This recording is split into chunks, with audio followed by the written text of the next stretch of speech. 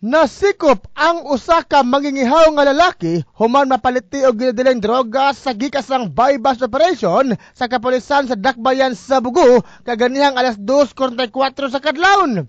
Ang drogistang lalaki nailhan sa kapulisan sa Bugu City Police Station nga si Jose Lipon Andujar, 28 anyos, adunay ka live-in partner o residente sa Purok Gumamela White Barangay Gairan, Bugu City, Cebu, og matudusab sa kapulisan nga ang maong lalaki usa ka mangingihaw og baboy. Nakuha sa drogista ang usa ka gamayng pakete nga gituohang shabu nga subject sa maong operasyon, ingon man laing usa ka dako-dakong putos nga posibleng shabu possession sa maong suspetsado.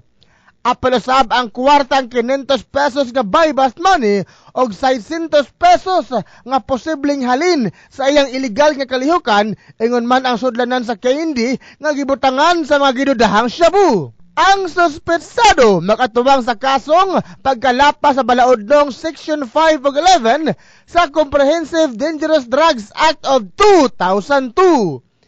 In the heart of changing lives, kini si Brigada Francis Clamares sa 90.9 Brigada News of Bugu City, the Music and News Authority.